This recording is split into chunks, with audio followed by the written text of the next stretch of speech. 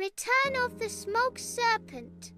The mountain siege months had passed since Appleheart and his team defeated the Smog Serpent in the Factory Wastelands. Nutriland basked under bright blue skies, and the heart tree thrived with renewed life. But not all of Nutriland was safe. Strange signs. Early one morning, Spinach felt an unsettling change in the air.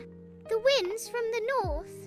They're heavy, she said, her chlorophyll glow flickering. Carrot adjusted her beta ray visor, scanning the horizon. I see thick smoke rolling over the verdant peaks.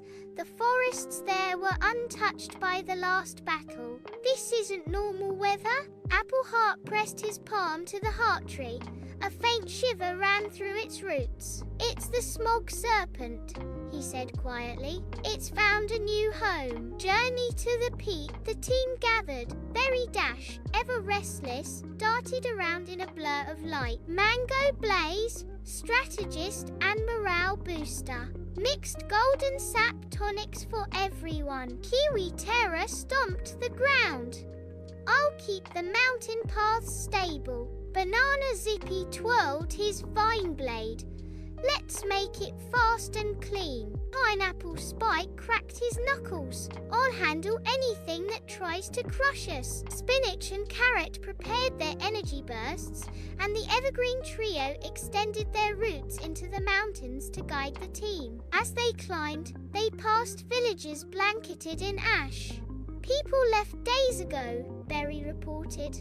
Animals too. The air's too thick to breathe. The serpent's new lair atop the verdant peaks. They found the Wind Shrine, an ancient temple that controlled the sacred mountain breezes. Now, a monstrous smog serpent coiled around it, feeding on the corrupted winds. With every hiss, it released clouds of black smoke that swept across the valleys. Appleheart grimaced. It's stronger. It's learned to create its own pollution. The serpent attacked, whipping its tail through the air.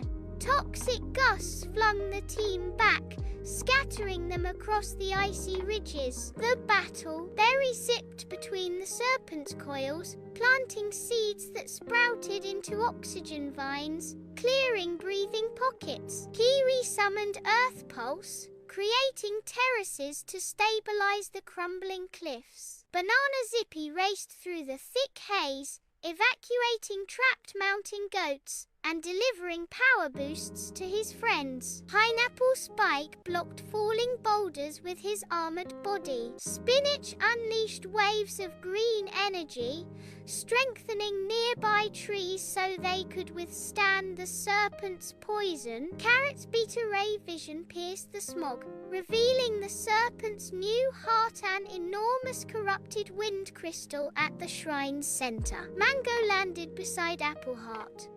We can't win like this. It's using the sacred winds to spread faster.